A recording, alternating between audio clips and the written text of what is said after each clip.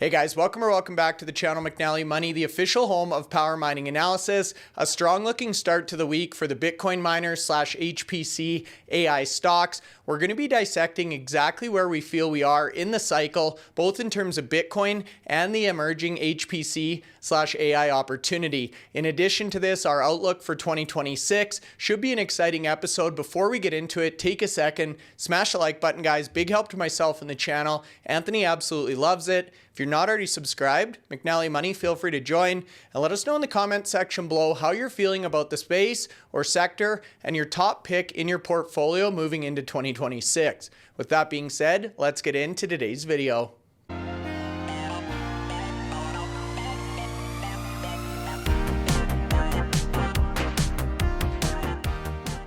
Okay, guys, away we go. Monday afternoon, a good looking start to the trading week for the Bitcoin miners / HPC AI plays. Anthony, you've made your way home for the holidays. We've got an exciting video in store for you guys today, taking a look at where we feel we're at in this 4-year Bitcoin cycle, so to speak, the impact of this on the miners and this transition or pivot we're seeing in the sector towards HPC AI, and eventually how this will set them up moving forward. So an interesting topic. Anthony, you're back in the UK, an exciting week for the miners and some big events on the calendar here this week.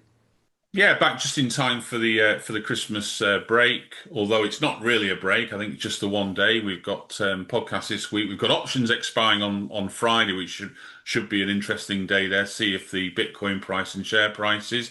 But what else have we got happening this week, Bryce? Couple of big interviews as well. This one's top request, White Fiber, Sam Tabar. This is the first time we're actually doing a dedicated Wi-Fi interview, and it comes at a great time as we just broke that big North Carolina news last week. We've also got the team from DMG Blockchain, Q4 fiscal year 2025 results. And you're quite right in mentioning that monthly option expiration on the 26th. We're expecting that to be a big day for both Bitcoin and the Bitcoin mining stocks here. That's not only the annual option expiration, it's the monthly and the weekly. So should be an exciting week in terms of events. Now, Bitcoin price, Anthony, we've been following this story as Bitcoin fluctuates above and below this $90,000 threshold for the last few weeks on the channel. This is really where we want to start our investigation today in terms of where we're at in the cycle. As of right now, we're in a downtrend. We're struggling to break this 90,000. We're hearing a lot of reports that between the calls and puts, essentially kind of this $90,000, $95,000 range is where the market makers would like the Bitcoin price to finish out the year. But again, it's a difficult one to tell when you're really in the midst of it. Yeah, it is. And if you look at we've got a year chart as well, and that tells you, really for most of this year, predominantly most of this year, we've been over 100,000. There's been a few months where it's been lower than that. We saw the low back in April, where many of the mining stocks hit their lows at that point in time, but the Bitcoin price was down probably 75,000. And again, this last sort of month, we've seen the pullback. Ever since that all-time high, 126,000, probably about 9 weeks ago now, we've seen the pullback. But if you look at the last sort of month, it started to sort of like in this sort of bracket now, 80, 90,000. You're quite right. Every time it's hitting 90,000, it's coming back off there. Must have hit it about 6, 7 times in the last month, and literally within sort of an hour or two of it doing it, it's pulling back. So something definitely happening there. But Friday will be interesting. We'll see what the Bitcoin price looks like on Friday. Options expand, as you mentioned there, and maybe that will also give us some opportunity for the actual mining prices to start running as well, because it's been, again, this last couple of months has been a bit of a downturn in terms of the mining stocks. It certainly has been, and you're right to bring up the 1-year chart. The majority of the year spent above that $100,000 threshold, which is great for companies like Iron that have been selling their Bitcoin on a continual basis. Maybe not so much for companies that were holding out for those higher highs. If we look at now the all-time chart of Bitcoin, Anthony, and we start talking about where we're at in this 4-year cycle, by definition, or if you're counting the number of days between peaks, we're actually past the 4-year cycle, so to speak, for 2025. However, we think based on some of the facts we're going to present in a second here, this cycle may be fundamentally different for a couple of reasons. Yeah, absolutely. And two big reasons, straight off the bat is one, the ETFs getting approved in January last year. Remember, I think it was like the 11th or 12th of January last year, the ETFs got approved. Nine of them approved on the same day. And since then, they've just literally accumulated Bitcoin far quicker than the Bitcoin can be mined. Remember, only 450 Bitcoin can be mined a day, and not all that 450 is for sale every day. Some of these mining companies have built up significant hodls over that period. The likes of Mara, the likes of Riot, the likes of CleanSpark, the likes of Hut.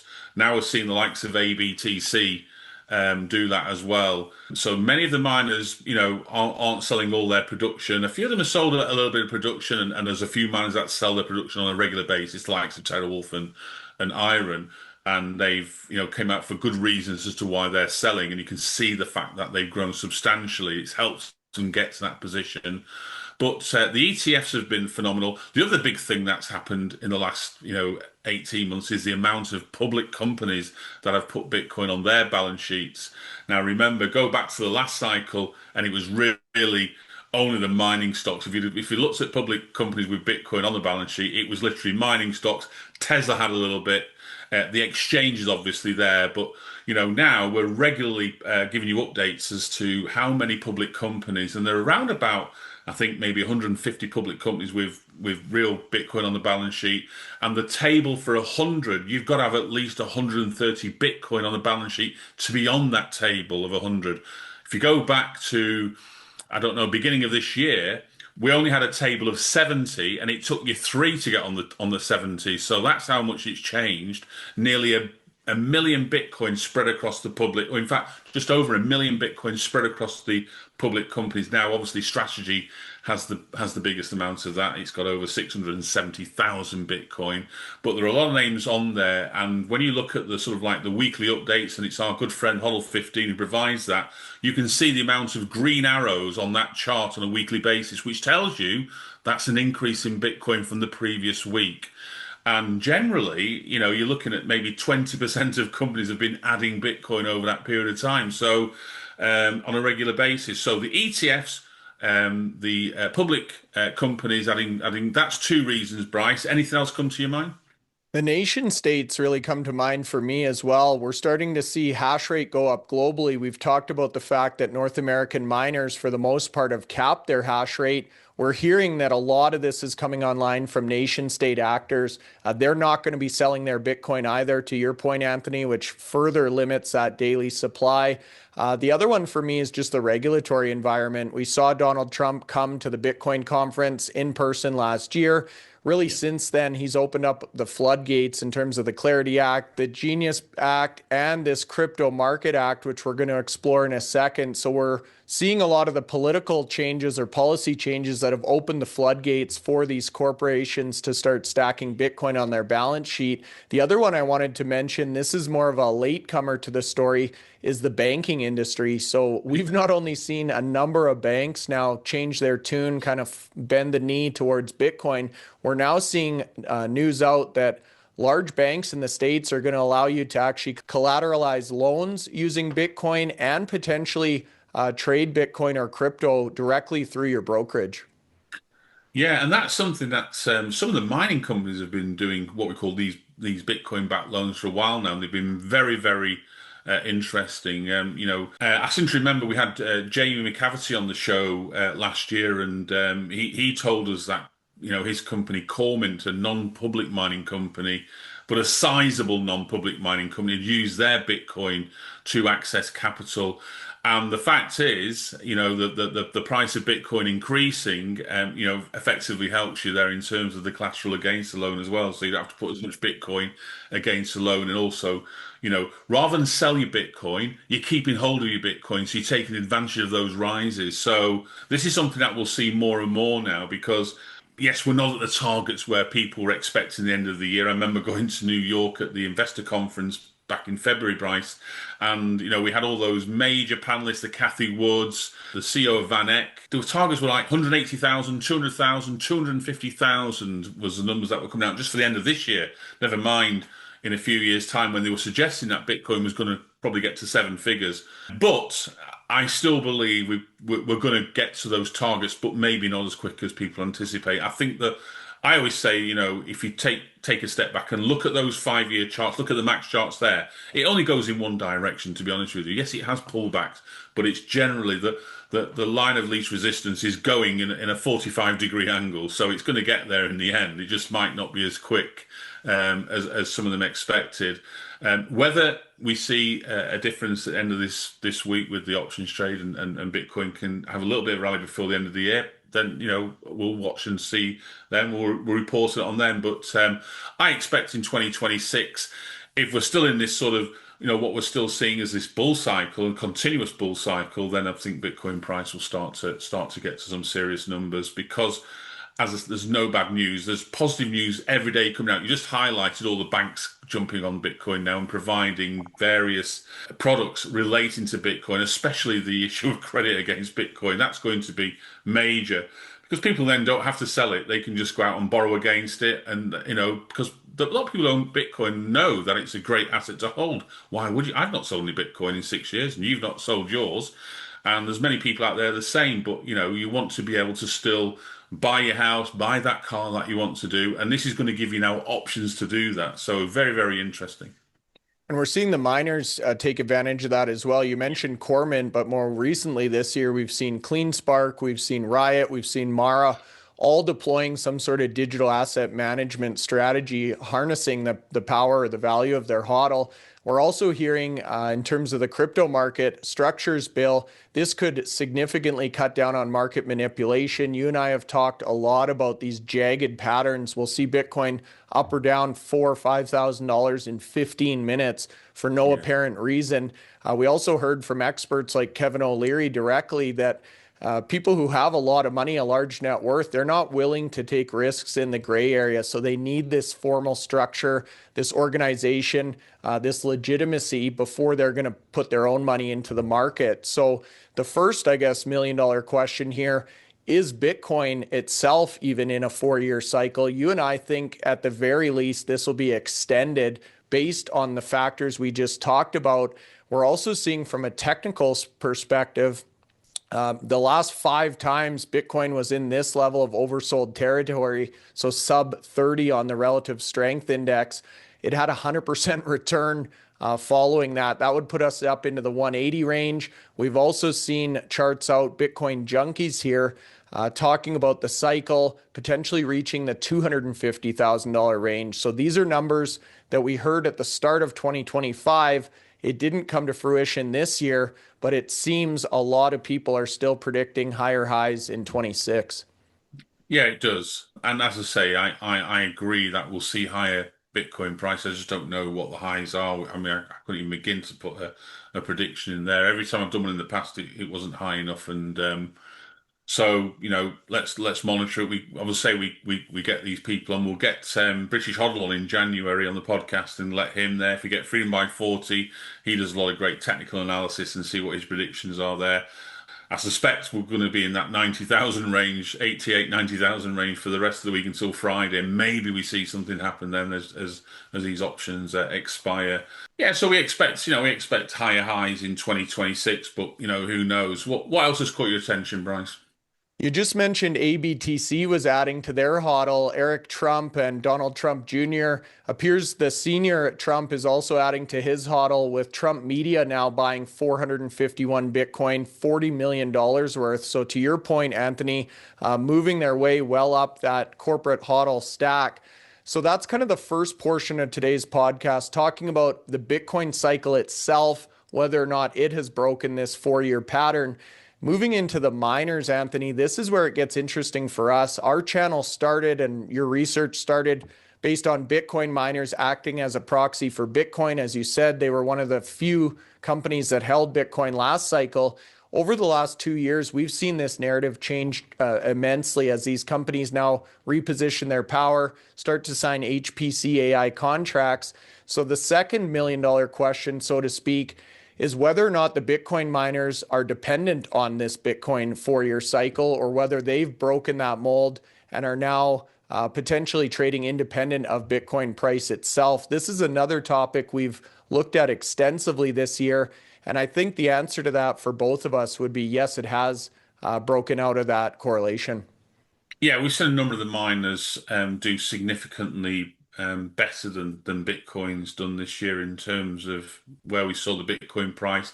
Talked about it getting down to that $75,000 range there, and if you look at where it's gone from 75. It hit the all-time high in October, but it's back down now in that 88 to 90,000 range. So take the 88, 90,000 from the 75,000, probably an increase of about 20% in that time.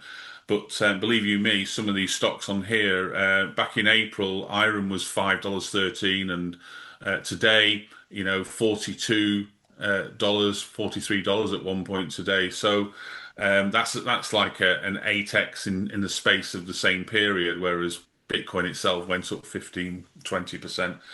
Cypher's another good example, and we'll come to the heat map in a second, but just wanted to highlight HUT, Wi-Fi, and ABTC. We talked about these at the end of last week for various reasons. HUT announcing that great deal. ABTC obviously benefiting from that news as well there, and they're continuing to buy Bitcoin and grow their HODL. And then obviously Wi-Fi on Friday announcing their deal. So all three benefiting from Friday, but carrying on into the Monday. So double-digit increases there. HUT leading the way. 17.8% at the time of the podcast. So this is we pulled these screenshots literally just before we started. $51.97, which is only about $6 away from their 52-week high. So they're actually probably closer to their 52-week high than any of the other miners. Iron, effectively, they're about $35 away from their 52-week high, because it did get to $76. I think it got to nearly $80 intraday actually, but from a closing day perspective, $76.87 was their high. But yeah, a lot of miners have pulled back over this last couple of months there, and we've seen a sort of like a real pullback. Whether there's been profit taken, because believe you me, if you're going to achieve 1,600% or a 16x on iron, you want to take some profits. And we know, Bryce, you took a bit of profits on there. I was selling on the way up as well. So it's always good to have take some profits when you can. You still got a chunk of iron shares. I've still got a chunk of iron shares, and so we'll hopefully see some more profits as they announce more deals at the Childress or at the Sweetwater site, because that's probably going to be imminently 2026 and 2027 news for them. But only a couple of miners in the red, and really just about in the red. So it's predominantly a green day today. Volumes looking quite good as well. Some of the volumes, early trading there, HUT, Wi-Fi, and ABTC already over their 3-month average trading volumes there. So not a bad start to the week. Let's see what happens the remaining 3.5 days. Yeah, no kidding. That's the question. But a great start to the week. And like you say, multiple contracts signed last week. You brought up the heat map as well. This is where it gets interesting in this narrative for today's podcast. So we've seen this pullback. You can see that clearly on the 1-month column. Last week, the 5-day column looked pretty rough as well. Now we've seen a bit of a reversal. Friday was strong. Today was strong. But interestingly enough, this AI HPC bubble, or the concerns of this bubble, coincidentally timed up perfectly with this decline we've seen in the Bitcoin price. So it's difficult to distinguish right now if the pullback in miners is related to Bitcoin price, if it's related to HPC AI concerns, or some combination. Our guess would probably be some combination. But on the heat map here, Anthony, you can see despite this adversity, the volatility throughout the last couple of weeks, a lot of these companies extremely strong 1-year and year-to-date performance. Yeah, and if you go down that year-to-date and 1-year performance, and those that are in the green, significantly green, are those that have landed a deal or are certainly announcing the potential of a deal there. I mean, Iron and Cypher, we've talked about those, TeraWulf and HUT. So those top 4 performing shares from the year-to-date and the 1-year change have all got significant deals. Riot, we've talked about on the grounds that we fully expect, having visited Corsicana, they're going to land a deal in 2026. They could have landed a deal by now anyway, but they're just holding out because they believe they've got the best location of all the mining sites for a deal. And I probably tend to agree where the location is there, right in between Dallas and Austin there. You've got two major cities. The site ticks every box in terms of it's got the water, it's got the infrastructure, it's got the fiber, and they've got a great team there that built out those new data centers fairly recently there. They've got the land acquired to build the new data centers for phase one and phase two be completed. The power for that is pretty much nearly ready now, actually. All the power conduits were actually being installed when we went on the site just over a month ago. And so well ahead of schedule there. And in terms of when you compare that to some of the other miners, that have got deals already, they're ahead of them already there. So it looks like they're preempting everything there. They will start building those data centers irrespective. And it does highlight the fact that, if you're going to build something, then in the back of your mind, there's a deal imminently coming. And so I fully expect them to announce something. Bitfarms is the other one as well. So Bitfarms hasn't landed a deal yet, but if you look at the year-to-date change and the one-year change, both significantly higher, because again, Panther Creek and Scrubgrass, the two sites they have acquired from Stronghold Mining, located in Pennsylvania, in the heart of AI HPC country there, with a lot of hyperscalers located. I think there's 8 hyperscalers all around that location. So those sites are very, very effective for HPC. Bitfarms have got the power. They've started to raise the funds. They've got about $1 billion raised already in terms of cash on the balance sheet, in terms of project funding as well. And so you've got to say that, I'm expecting them to start, looking at imminently sort of like coming out with a deal. In the same way we expected Hut to come out with a deal. It doesn't happen overnight. So if people are thinking they've had a couple of weekends. It doesn't happen in a weekend. It takes 5-6 months for these conversations. And if you want the right deal, it might take a little bit longer in negotiating. But believe you me, once that first deal's signed and you've gone through that 5 or 6 months negotiations, you see how quickly the second and third deal gets signed. And we've got 2 examples. We've got the example from TeraWulf, who went through a long process. Patrick Fleury came on the panel and said, 5 months of working 20-hour days to get to where they got on the first deal. Second deal came literally a couple of weeks later. And the third deal, you don't have to go back and start again. You've already got to that position now where it's literally down to the numbers now.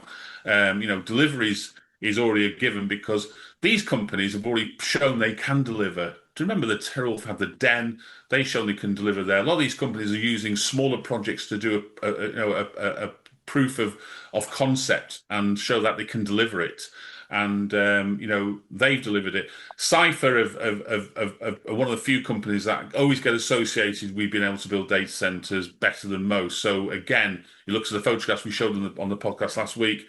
Look at the way they're already fulfilling that requirements at Barbara Lake and building it quite significantly, building it quickly there. So we'll expect to see them reach their targets there. But there's a number of other miners. I will say, from a disappointment, I've got to say Mara has been disappointing in terms of not really announcing anything in terms of the deals like some of the other miners. Even CleanSpark did a 180-degree turn, and after the exit of their previous CEO, came out very bullish the following week and said we're now looking at using our power towards HPC. Since then, they've bought a piece of land in Texas with some power available there, so they may have over 200 megawatts of compute power from that site there in the future if they can land a deal there. But Mara have really sort of like done a lot of things, but it's not joined up enough in terms of what they're trying to at the moment. I think a lot of people out there don't quite understand what the strategy is. The market's obviously not clear either. The market capitalization for Mara for the previous 4 years was around about 8 billion every year. Back in 2021, it was 8 billion when it reached its all-time high. And then it was the highest market cap in basically 22, 23, 24. And only this year, we've seen it sort of like come down the list. And I think really it's like that uncertainty. We've seen these other miners really stand out there and say, we're going to get HPC, we're going to direct our power. Mara have been a little bit more, probably not defensive, but taking their time to sort of like choose what strategy they're going at. They do talk about the various strategies, but it's about delivery. They were the asset light company in terms of from a mining perspective. They also said they were going to have this deal to purchase Exaon, which is a subsidiary of EDF. That was supposed to happen in Q4. Well, we're about a week away from the end of Q4, and we still haven't seen that announcement there. So I think hopefully we can get a few announcements from Mara in early 2025. We're expecting big things. We were very impressed at the Granbury site when we visited that back in November. These are big sites with a lot of great technology on there, a lot of things happening on that site there. It's the flagship site for Mara. But we need to see more in terms of what's next, because Bitcoin mining, and even Fred was the first person who came out with this comment, I think maybe 3 to 4 years ago, that Bitcoin mining, from my perspective, would be basically taken over by the power companies or by the by states. And he didn't expect mining companies to be maybe continue mining the way they are now after the next halving, which is due to take place in 2028. He was the first one that came out with that, and believe you me, there's a number of people like Ben Gagnon who've come out since then and said, absolutely no mining past 2028. We're struggling now to get a profit now at the rates now. What do you think it's going to be like when our rewards get cut by another 50%, with no expectation of where the Bitcoin price is going to be at that point in time?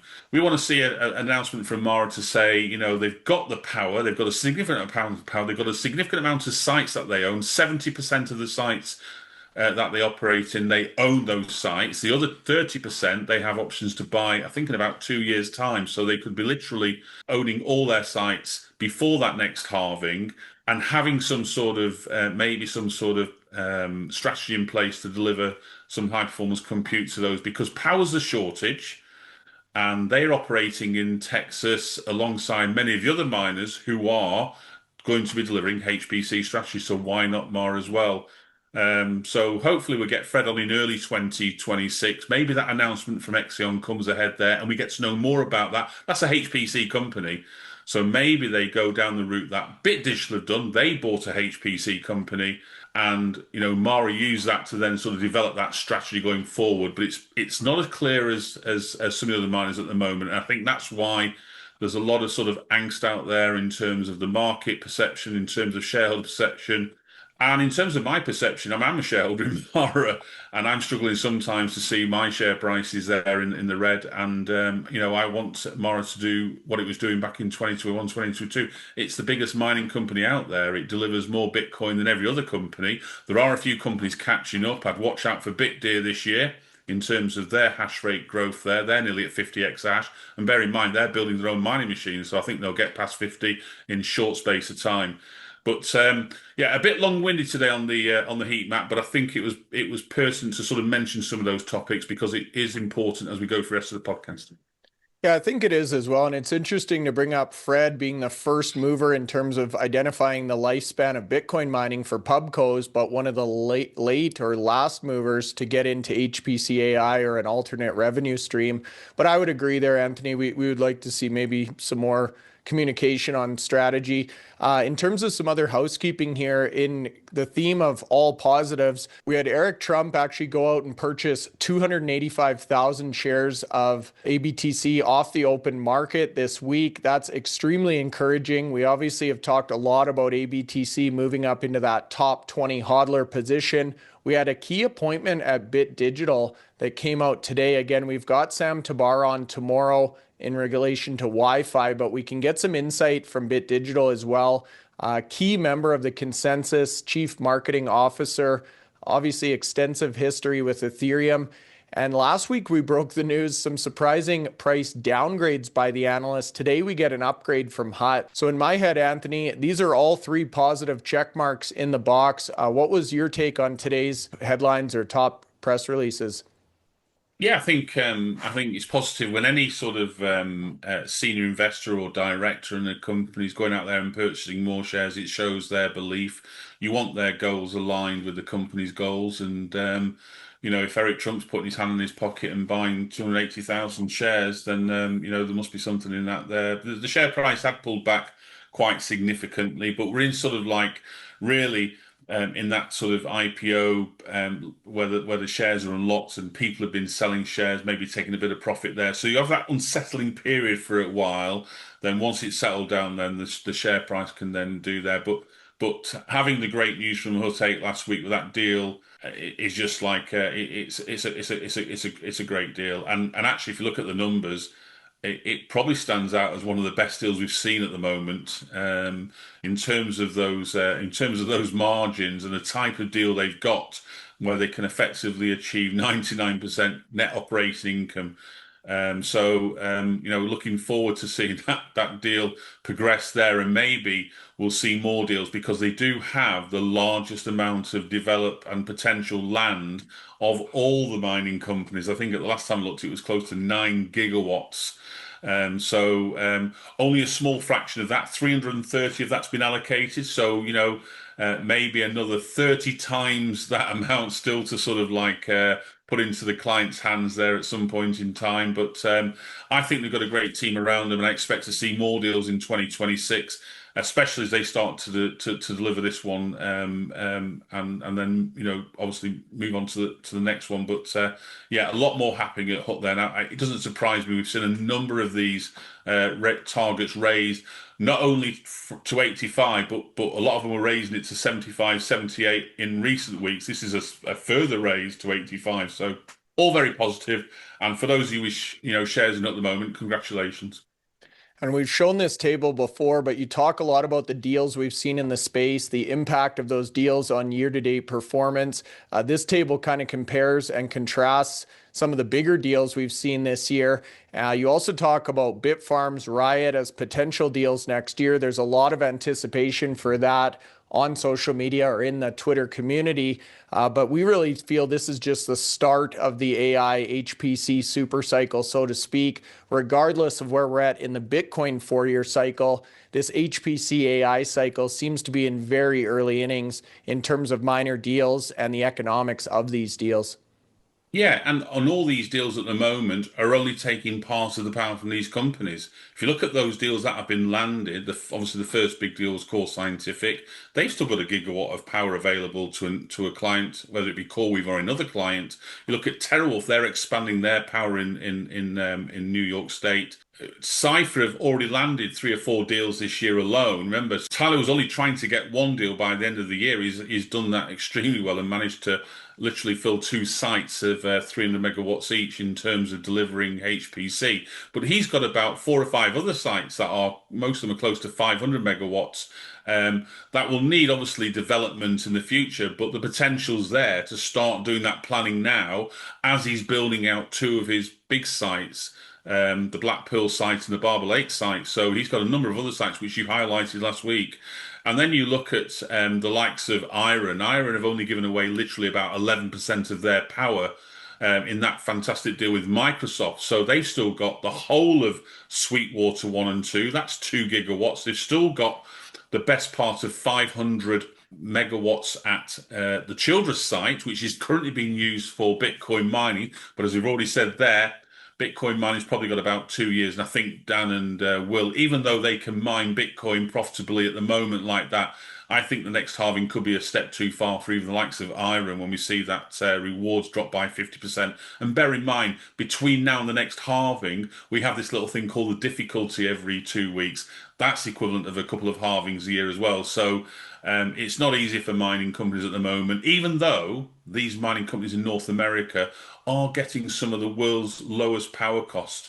But it looks like there are certain states around the world that can offer even cheaper rates than we're seeing now. And I was with a CEO of a mining company last week in the Middle East, and he was telling me that the likes of Iraq, China, Russia, were all exercising the growth in Bitcoin mining because of the power costs were really lower than what was in North America. And you've seen this consistent increase in the global hash rate, even though we haven't seen the majority of miners increase any hash rate during that 2025 period.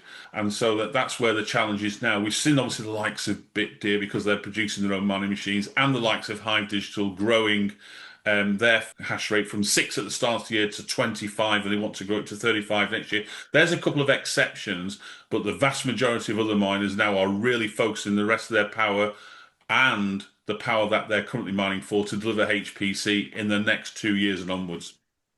You're quite right there. So, where does this all leave us in terms of today's podcast? There's the 4 year discussion on Bitcoin cycle, where we're at there. We believe this is an extended or some sort of a super cycle based on those fundamental changes we talked about in the intro. Then we've got the Bitcoin miners, this pivot to HPC AI, this decoupling of Bitcoin price itself. So, we wanted to put these variables together. You came up with some of your great charts and tables for us here, Anthony, and essentially look at three different data points or three different tables that show us trough to peak last cycle, how these miners performed, trough to peak this cycle, how they performed, and trough to current, or essentially how far off those current cycle highs we are. So we can walk through these tables in chronological order. Now, last cycle, so this came to a climax in 2021. At that point, Bitcoin miners were essentially the only way you could get exposure, or the only proxy in the public markets to get exposure to Bitcoin itself. We saw some eye-watering returns in that cycle. And this is really what got you and I, along with many of the people that invest in this space, so excited about this upcoming cycle.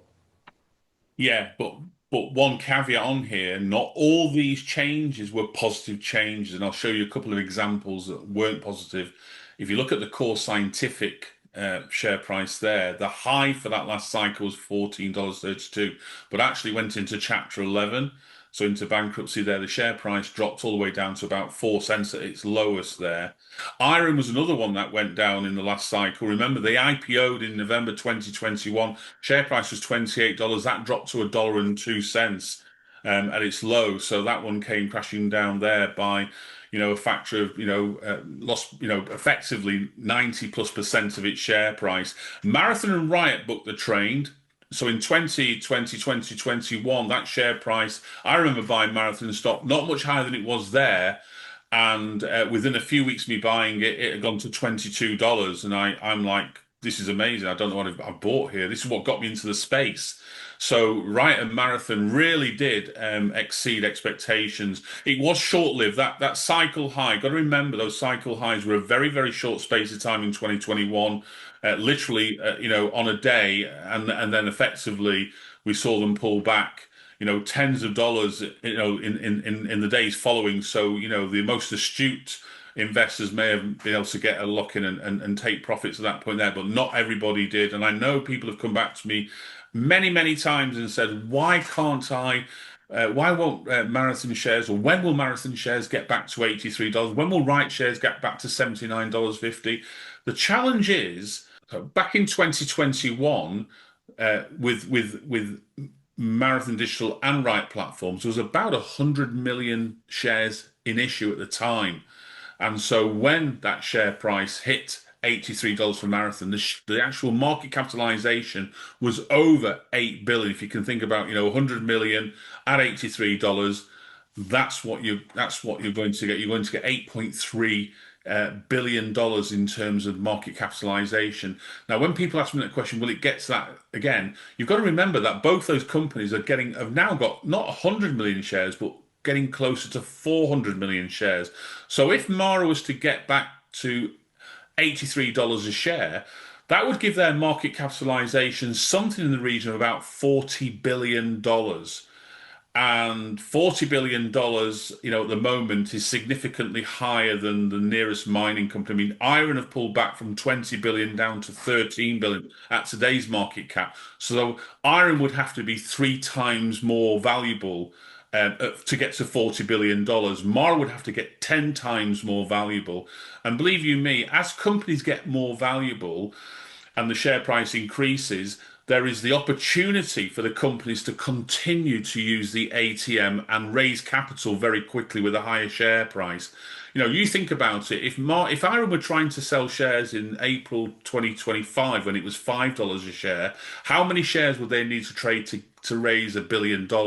Whereas if they had traded those shares at maybe $60 or $70 a share, they would have needed, 12, 13 or 14 times less shares to get that same amount of capital. So when the share price increases, they're more likely to raise capital by using the equity programs that they have, the ATMs and have there. So that 400 million shares becomes even higher. So it then becomes even more challenging to get to $83 or $79 respectively, looking at those two companies. And that's because of dilution. I'm not saying that's a bad thing, because if you look at the what the company has now, when these in 2021, when they were valued at 8 billion, the hash rate was probably about 5 exahash. Marathon Digital is 60 exahash now. They've got over 300,000 machines. They operate in multiple sites in North America, the Middle East, Paraguay, also operating in Scandinavia. So these are far, far bigger companies, but the market capitalizations are not as high as what they were in those peak periods there. So, you've got to remember that's the challenge that you have there. But I bear in mind, I don't want you to look at this and think all these share prices have gone up by these percentages.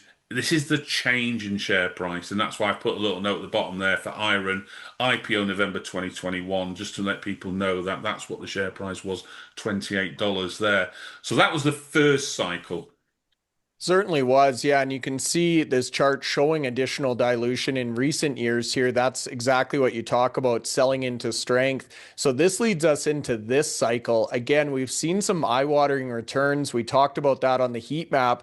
Not necessarily to the same level of the last cycle. That's pretty consistent with what we saw with Bitcoin as well, kind of the law of diminishing returns each 4-year cycle. But once again, Anthony, you can see from trough to peak, there's been some incredible returns this cycle, despite Bitcoin maybe not being where we would like it to be.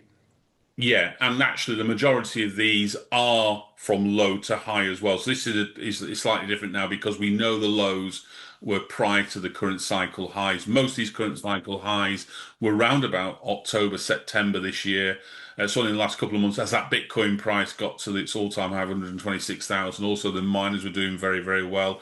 Positivity around Bitcoin, but also positivity around the HPC at the same time.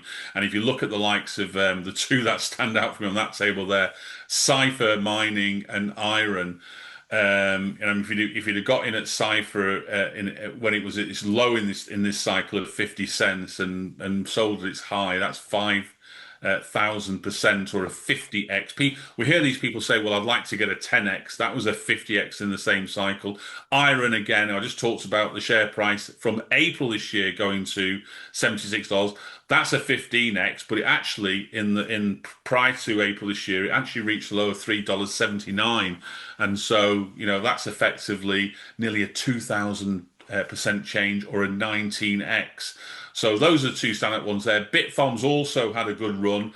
Bitfarms had obviously had a bit of a pullback because of the issue with Riot Platforms trying to buy them as well. That didn't help the process. Both stocks were getting really no attention from the market over that deal. And both share prices, were literally, affected in a negative way because of what was happening there. But once we saw Riot start to sell the shares and they'd sort of basically stepped away from the dealing fully, then it gave Bitfarms the opportunity then to start really, going forward with its own strategy of what it was going to deliver. Remember, it had bought Stronghold Mining, and now it was looking at the feasibility of these sites that it owned in Pennsylvania, and all the reports that were coming back were saying, really, really ticking all the boxes in terms of delivering HPC on both those Scrubgrass and Panther Creek sites there. So you can see that the share price did have a rally a couple of months ago, all the way up to $6.60. That's nearly, a 900% gain, or a 9x if you want to call it there. So those three give recognition probably as well to Hut as well, with regards to what they've delivered in the last year or so. Remember,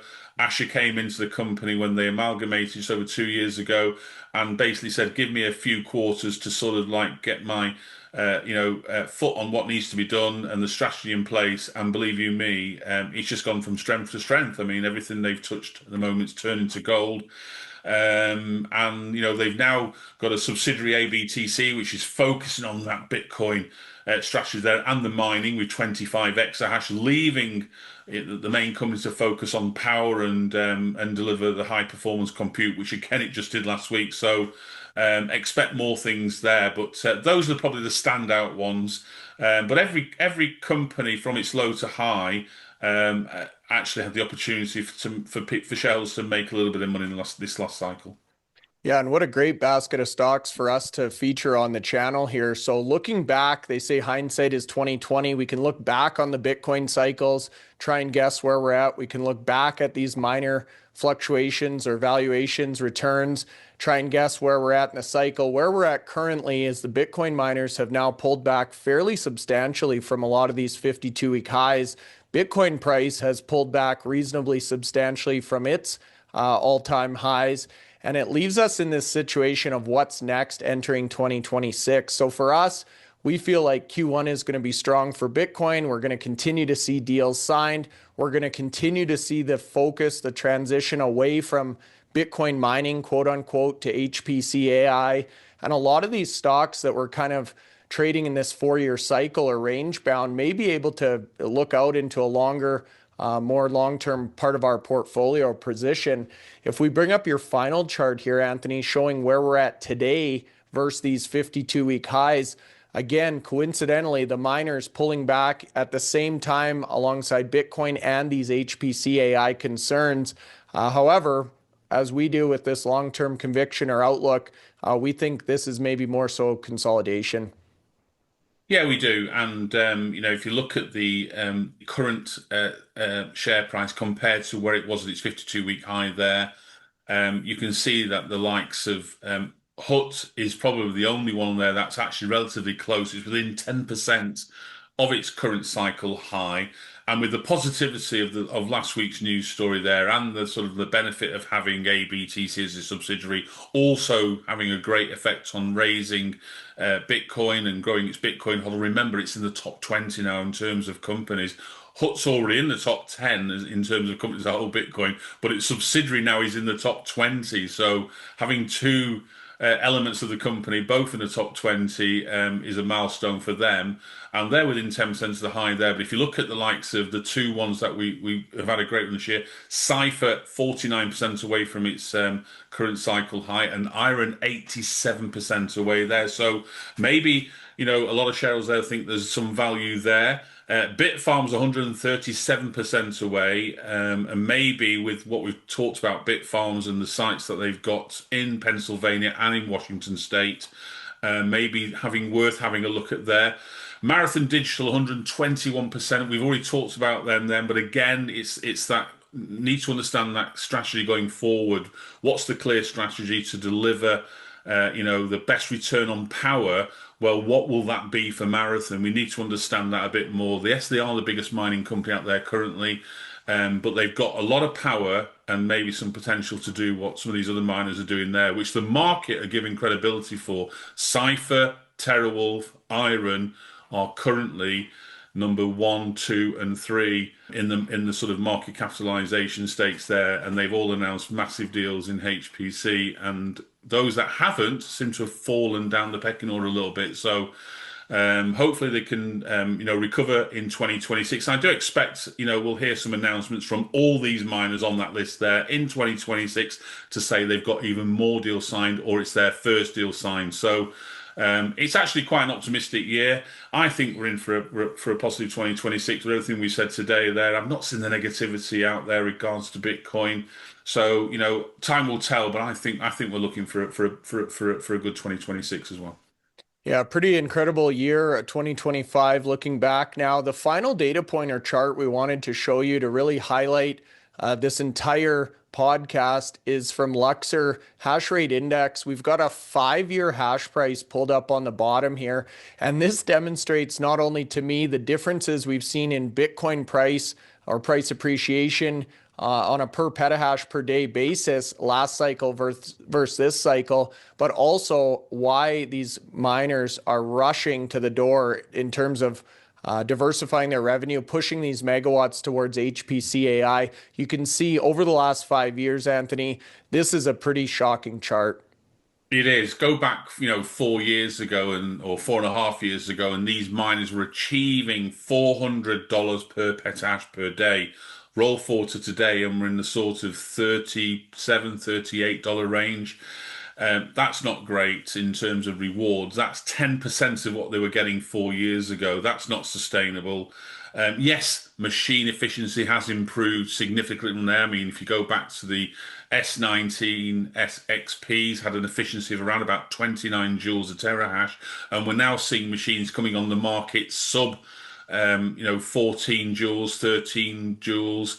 Maybe in 2026, we're going to see the first machine out there with a single digit joule per terahash. We know that Bitdeer are already sort of in advanced stages to start production of their SealMiner A4. The production of the SealMiner A3 is already happening and already been delivered to site. So we've had some updates on the SealMiner A4. It's going to be around the 6 to 7 joules a terahash at certain settings.